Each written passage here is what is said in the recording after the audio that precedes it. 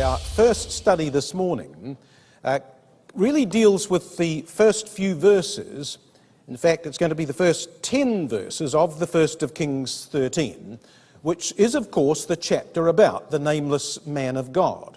But you'll realize from our exhortation yesterday that it really does follow on from the circumstances of the last few verses of 1st of Kings chapter 12. And we remind ourselves in verse 32 of 1 Kings 12 that Jeroboam ordained a feast in the 8th month on the 15th day of the month, like unto the feast that is in Judah, and he offered upon the altar. The margin says he went up to the altar. And likewise again in verse 33, he went up upon the altar which he had made. And he did so, says verse 32, in the middle of the verse, that he might in Bethel sacrifice unto the calves that he had made.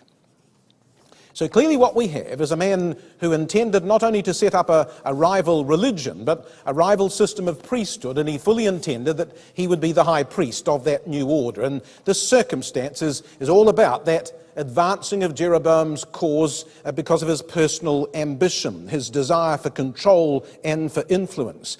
And it's in that context that the 1st of Kings 13 in verse 1 says, "And behold, there came a man of Judah, a man of God rather, out of Judah, by the word of Yahweh unto Bethel, and Jeroboam stood by the altar." So the very things referred to in verse 32 and verse 33 of the previous chapter about Jeroboam going up to the altar in order to offer is now taken up in this particular chapter. And so effectively the text of 1st of Kings 13 follows on without break from chapter 12. In fact, we might just read it that way.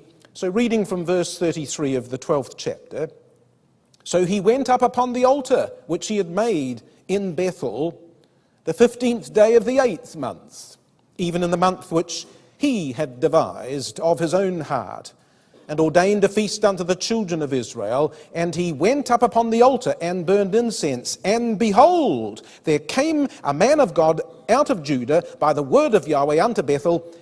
And Rodham says, "As Jeroboam was standing by the altar." It happened at that very moment of time, brothers and sisters. And by the way, where did the man of God come from? He came out of Judah, the place of true worship, the place of God's true altar.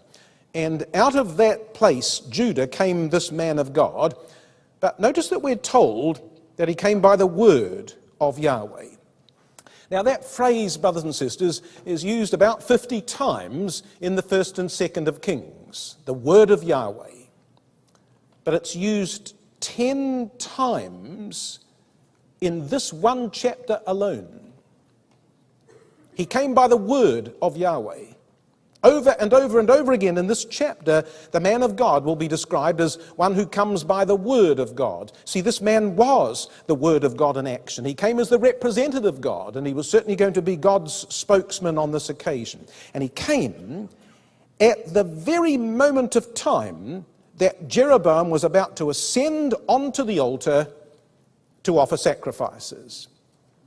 It says there, does it not? He stood by the altar to burn incense. He was standing on the ledge or the platform beside the altar, which permitted the priest access to place the sacrifices on the altar's top. He was there to officiate at his counterfeit Feast of Tabernacles. So why that first verse is interesting, brothers and sisters, is that what we're being told is that just as he was about to preside as high priest of the inaugural ceremony of his false worship, God immediately challenged that apostasy.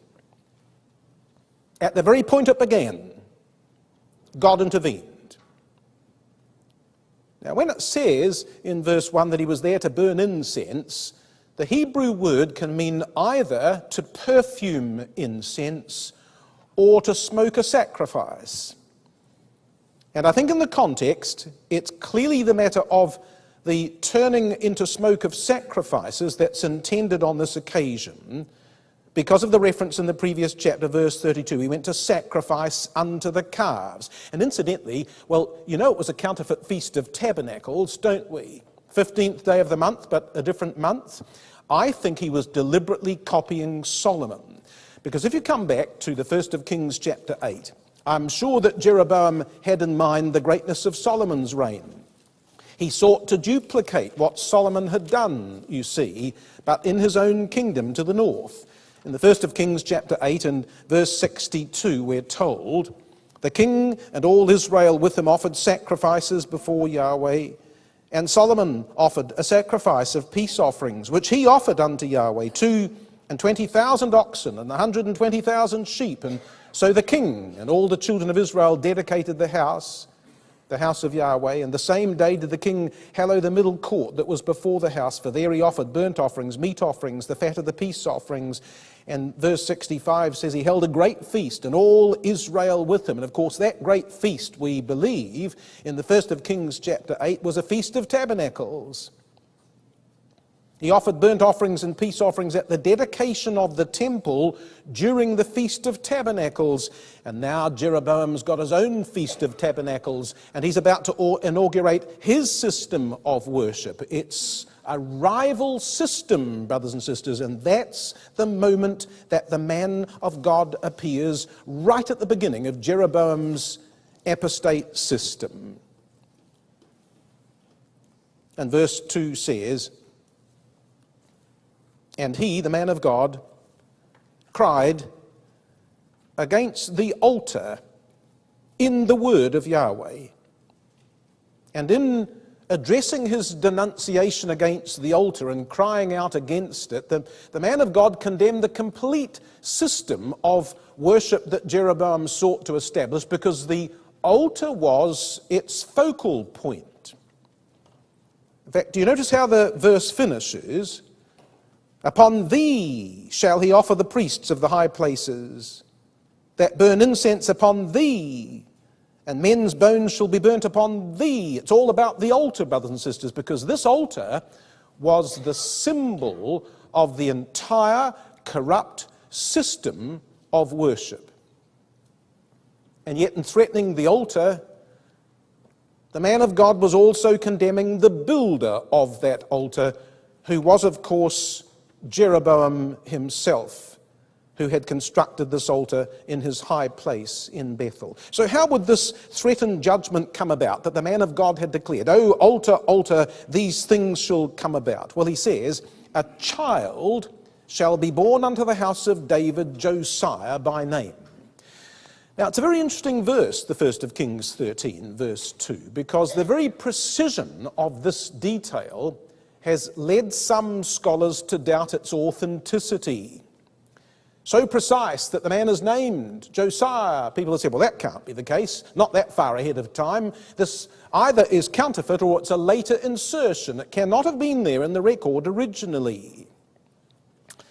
And yet I don't think we've got any reason to doubt the authenticity of the passage, brothers and sisters. In fact, the message is really directly related to the circumstances of Jeroboam's new sanctuary in Bethel. Now just go back to the end of the previous chapter and notice the contextual link to that phrase.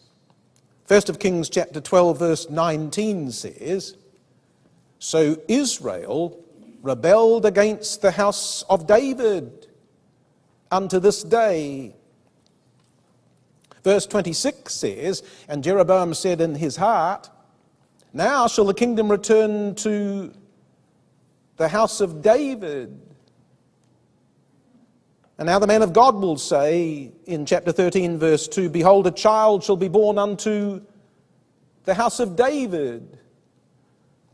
And you see, what the man of God was really saying is that one day a son of David would stand in Jeroboam's capital and remove his rival system of worship, that God was with the house of David and not with the house of Jeroboam. In fact, it was a prophecy of the ultimate overthrow of Jeremiah's kingdom, the fall of his dynasty, and the triumph of his rival. And who was this one of the house of David who would arise to perform this judgment? Well, says the man of God, his name will be Josiah. And Josiah means whom Yahweh supports. And the naming of the child, even though in advance of his time, was an indication that Yahweh's purpose remained with the house of David and not with the house of Jeroboam. It's quite remarkable when you think about it, this verse 2, because the prophecy of the man of God, here in the 1st of Kings chapter 13, is uttered around about BC 930. But its ultimate fulfillment by Josiah in the 2nd of Kings chapter 23, which we'll come to by and by in our studies, is not until BC 622. In other words, there's a gap between the two of over 300 years. From the moment the man of God prophesies to the moment the judgment finally comes is about 300 years. If ever we needed an illustration, brothers and sisters, of the long suffering of God, here it is. He pronounces judgment, and yet he gave his people time to change, time to reform, time to repent. More than enough time, don't you think? 300 years. But when the judgment came, both the altar and the priesthood associated with it would be utterly destroyed. And the burning of the bones of the priests upon the altar would defile that place. It would desecrate it forever as a place of worship. And what the man of God is really saying here in the 2nd verse is, all has been determined. The time has been fixed. The avenger has been named. God knows all. There's an interesting poem by Henry Longfellow called Retribution, and he puts it this way: though the mills of God grind slowly, yet they grind exceeding small. Though with patience he stands waiting, with exactness grinds he all. It's true, brothers and sisters, isn't it? Of all God's judgments, they will come to pass. They will always come to pass. And there will be an exactitude about God's judgments from which there will be no escape. But you see, even though the final fulfillment of this prophecy lay far off in time, there was an immediate proof to the audience of the day, and especially for Jeroboam himself, that all of this would come to pass. And that proof was given by the man of God in the very next verse, 1 Kings 13, verse 3, when it says, and he gave a sign the same day, saying, this is the sign which Yahweh hath spoken. Behold, the altar shall be rent, and the ashes that are upon it shall be poured out. Now, you stop and think about that sign, brothers and sisters. The man of God was clearly unable to make that wonder occur by himself, which, incidentally, is what the word sign means. He gave a wonder, and the wonder was that the altar shall be rent and the ashes poured out. Well, the man of God couldn't make that happen of himself, and yet it was going to occur. And the sign of the shattered altar and the scattered ashes was a vivid proof, when you think about it, of his authenticity as God's spokesman. If this miracle occurred, then who could doubt the final outcome? If the man of God could say, right now you will see the wonder of the broken altar, who would doubt that the final judgment and the birth of Josiah would be true as well? Who would doubt that this altar would one day be destroyed? Now, just picture the scene for a moment, brothers and sisters, the drama of this chapter, the 1st of Kings 13, verses 1, 2, and 3. Because, you see, you realize what's happened is, here's Jeroboam. He's a very, very capable and ambitious man. He's got it all set up the way he wants to. He's about to prosecute his cause. He's probably arrayed, resplendent in the glory of his new priestly regalia. He's about to ascend the altar. He's ready to inaugurate his whole system of worship in a rival feast of tabernacles, in a rival temple, and he a rival priest. And right at the crucial moment, when all eyes are fixed upon the king, a man of God turns up and interrupts the ceremony. He positively ruined Jeroboam's moment of glory. It wasn't a good time to arrive, in a sense, was it, for the man of God?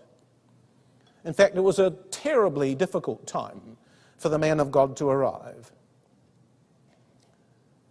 Now, brothers and sisters, would we have marched in on that occasion and at that precise moment forthrightly denounced what was about to happen? Well, of course, we wouldn't, because we weren't the man of God and we weren't asked to do so. But don't you think there's a principle here? I think there's a divine principle at work here that is relevant in all of our lives, and that's the principle of courage. Because you see, stop and think about what really happened here. The man of God showed courage in denouncing the apostasy of Jeroboam and in standing in the king's presence to warn of coming judgments. The man of God didn't know actually what would happen. He couldn't be certain what the outcome was, but he came to offer God's message, and he came in the word of God to do so. You see, this is not the courage of human bravery. It's the courage of godly faith. A faith that burns despite our fears. The man of God marched in with no doubt his heart in his mouth and interrupted Jeroboam in the very proceedings. "Oh, altar, altar," he says. And the whole ceremony stopped dead, just like that. And isn't that what Elijah did in the 1st of Kings chapter 21, verses 20 to 24, when it says that he was prepared to condemn Ahab for the death of Naboth and for his great wickedness in leading Israel astray. After all, if the king had been able to secure the death of Naboth, well then wasn't Elijah's own life at risk if he was to condemn the king for his great wickedness at that time? Elijah couldn't be certain of what the outcome would be, and yet he forthrightly condemned him for the wickedness that he'd shown. And isn't one of the greatest, most remarkable moments of courage in the Bible story the moment in Esther chapter 4, verses 15 to 17, when Mordecai says to Esther, you must petition the king on behalf of your people. We're in danger. And Esther showed such tremendous courage in entering into the presence of Ahasuerus and taking her life in her hands to plead the cause of her people. You just did not approach the king in such a way at such a time without authority. And remember those words of Esther? If I die, she says. But she did it anyway. Courage to stand for the truth. And wasn't that the spirit of John Baptist in Mark 6, verses 16 to 20, when Herod spoke to him and he condemned Herod for his marriage to Herodias? He says, it's wrong, what you've done is wrong, it's unscriptural. And he declared its unlawful state without compromise. We know what Herodias was like. She got his head in the end. But a man of God showed courage. And you know, brothers and sisters, none of us will probably be faced in such circumstances as any of these. We're not the man of God or Elijah or Esther or John Baptist. We're probably not going to face a situation as difficult or as traumatic as that. But there are moments in our life where we ought to say something for the truth. And the question is whether we'll have the courage at that moment to do so. It doesn't matter whether it's a thing great or small. Will we have the courage to say what's right for the truth when that moment arrives in our lives? I think it's good that we remember this, brothers and sisters, because we live in an age where the default position is it's probably wrong, but let's not say anything about it. That's not the spirit of the man of God. And it probably shouldn't be our spirit either. Saying nothing about things when they're clearly wrong is probably the means by which we facilitate its growth. So the record says, well, picture the scene, brothers and sisters. Jeroboam's standing on the altar ledge. He's about to offer. He's interrupted. Can you imagine how Jeroboam the king felt? He was positively furious at this rebuke. And standing in his elevated position, he dramatically points with his hand to the man of God, as verse 4 says, "It came to pass, when King Jeroboam heard the saying of the man of God, which he cried against the altar in Bethel, that he put forth his hand from the altar." He clearly was there with the sacrifices. He took his hand off the sacrifice, and he pointed his hand, he put forth his hand, saying, "Lay hold on him." He dramatically pointed to the man of God, as the king might rightly do. Green's literal says, he put out his hand from the altar saying, "Seize him." Or as the New King James Version says, he stretched out his hand from the altar saying, "Arrest him." Well, what a dramatic moment it was, brothers and sisters. The man of God rebukes, the king turns around, and he puts his hand out and he says, "Arrest that man." And he suddenly finds that he can't move his hand. It's dried up. He can't move it in or out. He can't move it up or down. It's positively frozen in paralysis. And everyone can see the tug of his shoulder, but he can't move it. He can't move the hand in any direction. Ooh, that was interesting, brothers and sisters. Do you know why? Because come back to the book of Leviticus in chapter 21. Now hold your hands in Kings, because we'll come back ever so soon. But in Leviticus chapter 21, in the laws concerning priesthood, we're told this little but vital piece of information. Leviticus 21 says, and verse 17 says, and note this concerns the high priest himself, "Speak unto Aaron, saying, Whosoever he be of thy seed in their generations that hath any blemish, let him not approach to offer the bread of his God. For whatsoever man he be that hath a blemish, he shall not approach. A blind man, or a lame, or he that hath a flat nose, or anything superfluous, or a man that is broken-footed, or broken-handed." One version says a crippled hand. The Revised Standard Version says an injured hand. Verse 21 goes on to say, "No man that hath a blemish of any of these things of the seed of Aaron the priest shall come nigh to offer the offerings of Yahweh made by fire. He hath a blemish. He shall not come nigh to offer the bread of his God." And so the law of Moses was absolutely explicit. If a man had a damaged hand in any way, he was disqualified as a priest from being able to offer offerings on an altar. And Jeroboam's paralyzed hand made it impossible for him to fulfill the service of priesthood the law of Moses now forbade him. Oh, what a punishment that was at that precise moment of time, that in the providence of God he was disqualified from being able to officiate at his very own ceremony. So coming back to the first of Kings, chapter 13, the record says, verse 5, that the altar also was rent, and the ashes poured out from the altar, according to the sign which the man of God had given by the word of Yahweh.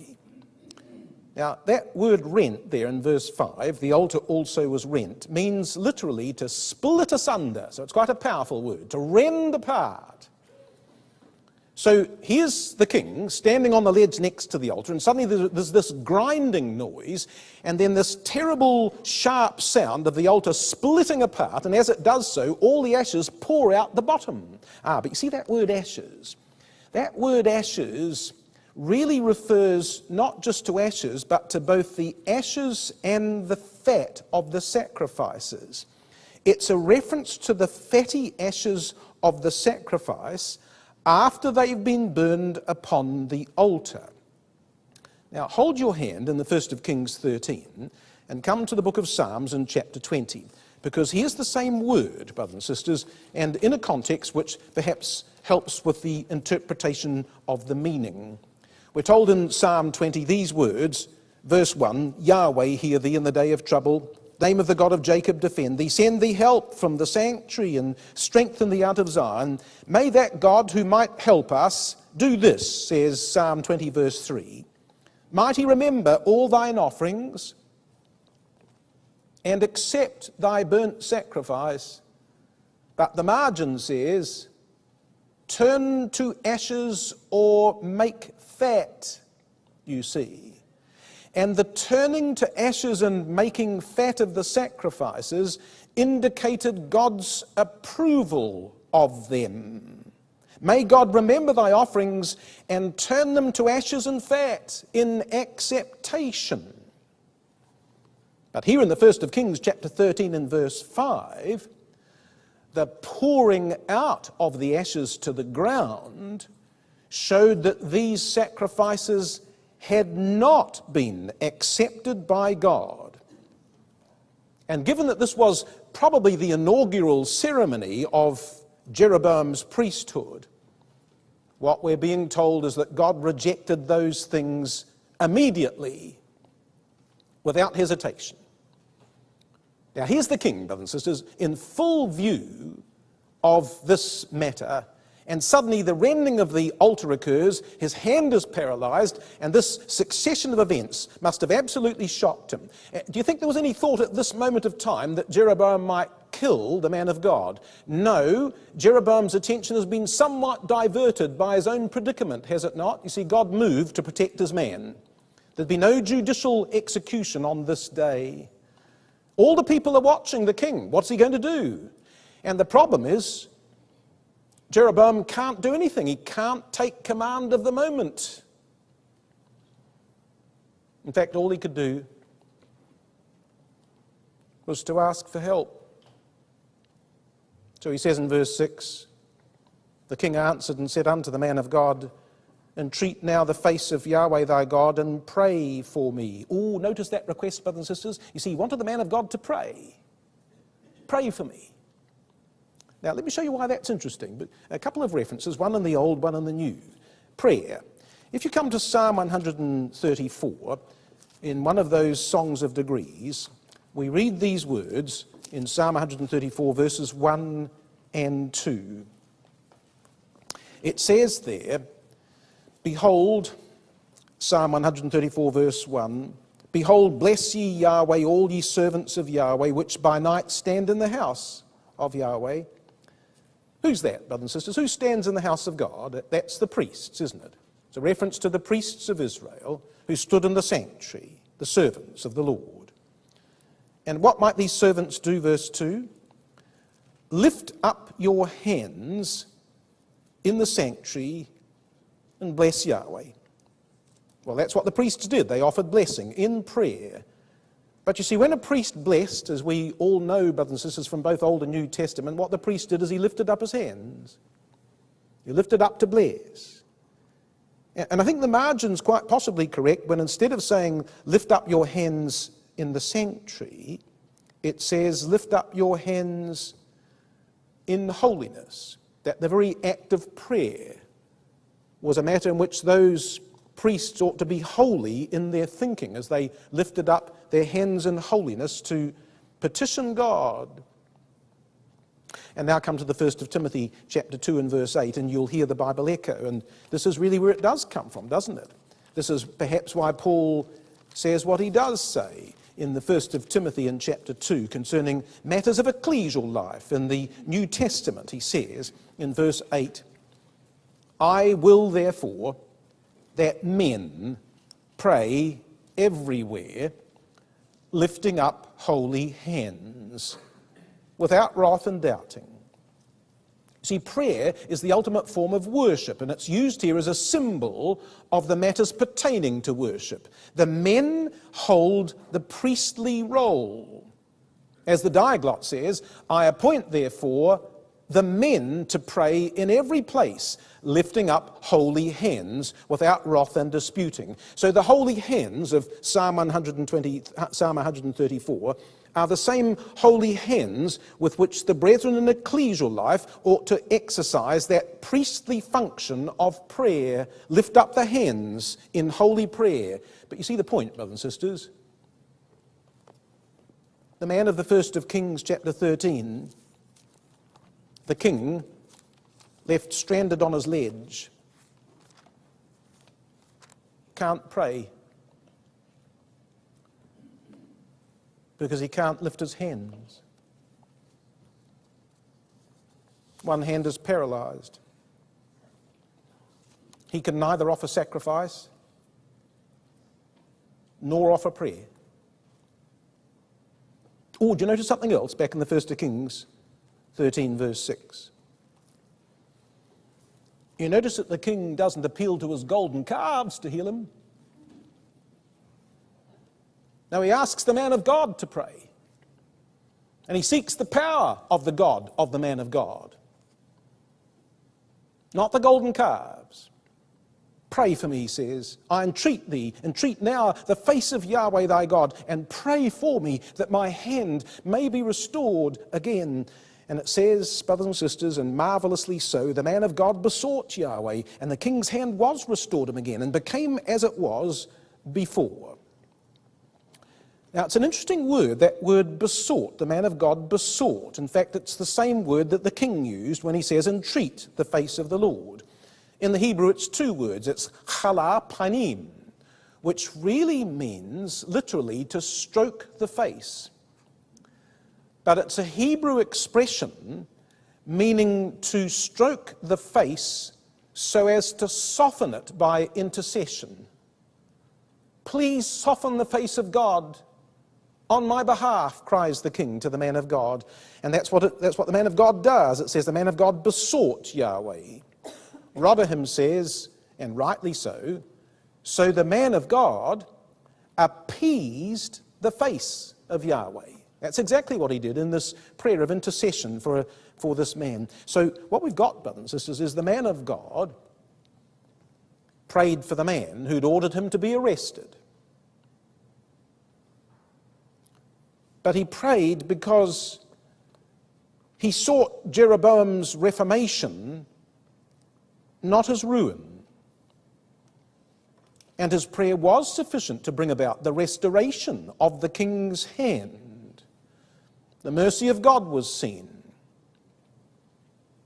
And healing came because of the power of prayer offered for the need of someone who had opposed him.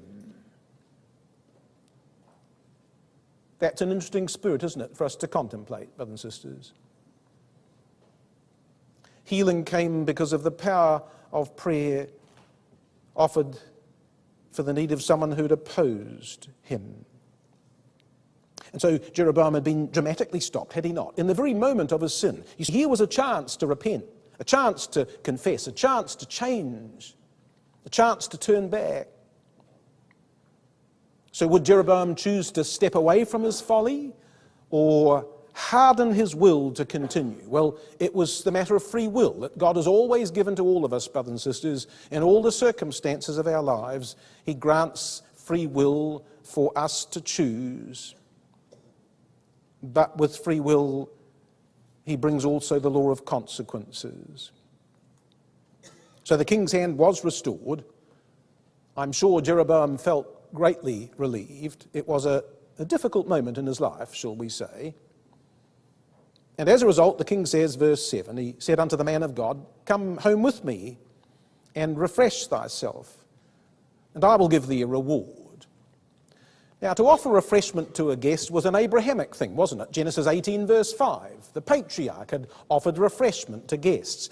But it was actually also a custom of the day to honour a prophet with a gift if he performed a service. If you come back to the 1st of Samuel chapter 9, you'll remember just a few days ago in our daily readings, the record says, when Saul was searching for the asses of his father, and they came near the city of Samuel, We're told in 1 Samuel chapter 9, verse 7, that Saul said to his servant, "But behold, if we go, what shall we bring the man? For the vessel is spent and the bread spent in our vessels, and there's not a present to bring to the man of God. What have we?" And the servant answered Saul again and said, "Behold, I have here at hand the 4th part of a shekel of silver. That will I give to the man of God to tell us our way." It was customary in those days to honour a prophet with a gift if some service was sought or requested of that one. Isn't that the same as the 2nd of Kings chapter 5 and verse 15, where Naaman urges Elisha that he might receive a gift in return for a service performed? It was the custom of the day. Now, it might be in 1 of Kings 13 verse 7, it might have been that Jeroboam had a more sinister or devious motive to neutralize the message of the man of God, to minimize his effect by seeking association with him. It could have been that he was saying, "Well, why don't you come home with me?" And then he could say to everyone afterwards, "Look, it all turned out really well. In fact, we had a meal together, you see." But I don't think that that was the spirit of Jeroboam on this occasion.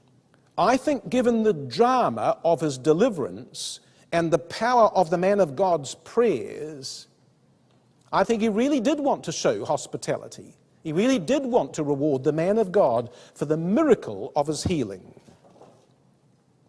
But here's the tragedy, brothers and sisters. His thankfulness did not lie in being shown the way of sin in his life. He was thankful for a lucky escape from a physical affliction that might have disabled him, but he didn't want to confront sin. He was prepared to refresh and even to reward, but he wasn't ready to reform or to repent. Well, in any event, and despite his offer of hospitality, we're told that the man of God said unto the king, verse 8, "If thou wilt give me half thine house, I will not go in with thee, neither will I eat bread nor drink water in this place." So you see, the man of God was very clear about God's charge upon him. He's still on his mission, and he was resolute in his performance of that mission. He showed faithfulness in making his refusal clear. And notice, brothers and sisters, verse 8, it's not just the king's house. No, he said, "I won't eat bread or drink water in this place." It was Bethel in its entirety that he would not eat and drink in, because of this was the place of Jeroboam's apostasy. "I can't eat anywhere in this place, let alone the king's house," he says. And so if Jeroboam thought that the attitude of the man of God had changed in his favor after his prayer of intercession for him, well, then he was mistaken. The man of God had been honorable and merciful in responding, but his loyalty was to God and not to the king. And that's the thing, you see, brothers and sisters, that's where our loyalty should lie. We ought always to be merciful and respectful to others, but our loyalty lies to God. There was an occasion once of a matter of controversy which Brother Roberts was dealing with, and Brother Thomas wrote to him and said, "You ought to deal with this matter." And Brother Roberts wrote back and said, "I'm just trying to give these erring brethren the benefit of the doubt." And Brother Thomas wrote back and said, "You must always give the benefit of the doubt to the truth and not to the erring. Give the benefit of doubt to the truth." There's a lesson there, brothers and sisters. Our loyalty is to God, ultimately, and to God's requirements. In fact, he says, does the man of God, verse 9, "For so it was charged me by the word of Yahweh, saying, Eat no bread, nor drink water, nor turn again by the same way that thou camest." Of course, you know why all this happened, brothers and sisters. We shan't turn them up, but Daniel 1 verse 8, Hosea 9 verse 3, Luke 5 verse 30, you know that to the Jew, to eat and to drink was an act of fellowship. I can't eat and drink, he says, because that would be an act of fellowship. And you see, God abhorred idolatry, and this prohibition upon his messenger was to teach Jeroboam that he, the king, had no fellowship with God, that he was out of fellowship with God. The man of God here represents God. I cannot break bread with you because you're not in fellowship. Which begs the question, brothers and sisters, whether we uphold the principles of fellowship as we ought to do biblically. There are those whom we ought to receive into fellowship. That's an apostolic teaching. And there are those whom we ought not to receive or to retain in fellowship. That's an apostolic teaching. And whether we uphold the principles of fellowship will in measure to decide whether we also are the men and women of God. But this man of God was absolutely clear. I can't break bread with you, he says. In fact, he says at the end of the verse that the instruction that God had given him was that he was not to turn again by the same way that he came. Now that's an interesting thought, but I think the suggestion is that he was not to give any impression whatsoever of frequenting the land of the kingdom of Israel. Whichever way he arrived into Bethel, he was asked to take a different direction on the way out, so that no one could force or delay his departure, and he couldn't be followed and brought back to Bethel. He was to complete his commission and then depart without any further contact with anyone else. And the thing is that he told the king all of those things without prevarication. So what we're presented with here is indeed a man of faith and a man of courage who told the king exactly what God had instructed him to do.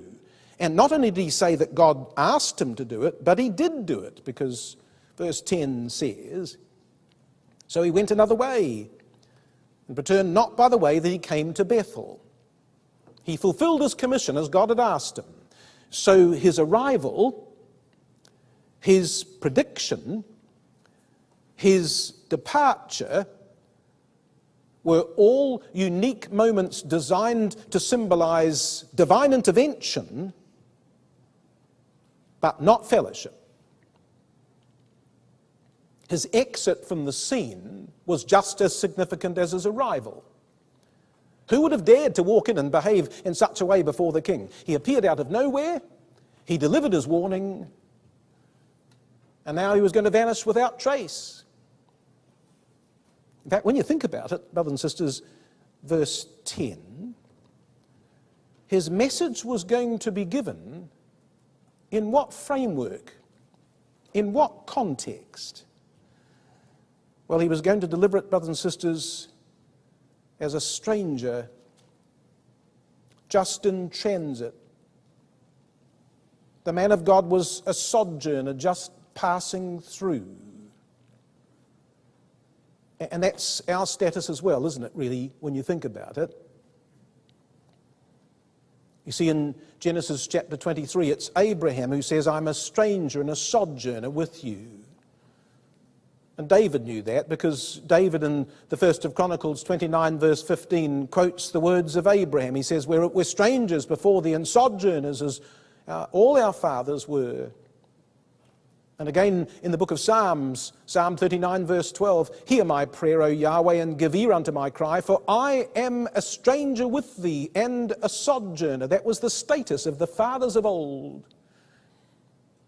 And the first of Peter chapter 2 and verse 11 says, dearly beloved, I beseech you as strangers and pilgrims, abstain from fleshly lusts. And in that passage in the first of Peter chapter 2, the two Greek words for strangers and pilgrims are the two Greek words in the Septuagint of Genesis chapter 23. Peter's quoting from Abraham as well.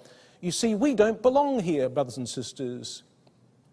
We don't have any permanent citizenship here. We're just strangers passing through. Which, by the way, has a whole lot of implications for our life and our ecclesial life. That's why we don't vote. That's why we don't go to war. That's why we don't seek legal redress. Those are all matters in the doctrines to be rejected in the statement of faith, are they not? It's part of our pilgrim status. It's also, incidentally, why we ought not to organise social welfare activities to solve the problems of this present cosmos. We don't belong to this world. We're not in charge of solving this world's problems. We're separate from it. We wait for a world to come. Our citizenship is not here and now. Now, the reason why I mention that, brothers and sisters, is because some of the activities taking place in the ecclesial world today are not only a contradiction of the Spirit, but damage our position as conscientious objectors. When our argument has always been that we will not fight for this present world because we're just strangers passing through, and suddenly we're busy, involved in all the activities of this present world to solve this world's problems, which we have not been called upon to do biblically. We've got to be careful, brothers and sisters, what it means to be a sojourner. The man of God was. He was just a stranger passing through. And there's an associated principle here, you see, and that's this. It's to do with the witness of separation. You see, the man of God refused the offer of the king of Israel, and he maintained separation from one whose apostasy he was about to denounce. But isn't that what Abraham did in Genesis 14, verses 21 to 24? He refused the goods of the king of Sodom, and he maintained separation from one whose wickedness he was about to rebuke. I cannot accept it, says Abraham, not from thee. And isn't that what Daniel did in Daniel chapter 5, verses 16 and 17? He refused the reward of the king of Babylon. Let thy gifts be to thyself. He maintained separation from one whose pride he was about to judge. And isn't that what Peter did in Acts chapter 8, verses 20 to 22? Peter refused the money of the sorcerer of Samaria, and he maintained separation from one whose avarice he was about to condemn. And you see, the lesson, brothers and sisters, of this principle is that separation is essential for effective witness. We cannot testify against an evil and corrupt world if we're deeply embedded in the same way of life. The real force of the message of the man of God lay in the fact that he clearly did not belong to the order of things he came to speak against. He was absolutely separate from it. He arrived, he disappeared. Now, Christ has asked us to be in the world, but not of it. And the man of God is an illustration of what that looks like and feels like. It involves courage and commitment and passion and persistence, but in all God's men and women, that's the spirit that they've shown in their generations. Now, I know we've got to live in the world, brothers and sisters, I understand that, but there's a balance here between living in the world and being fully engaged in the very activities we're supposed to be witnessing against. So here's the principle. When separation is lost, so also is witness. We have to find how that works in our lives.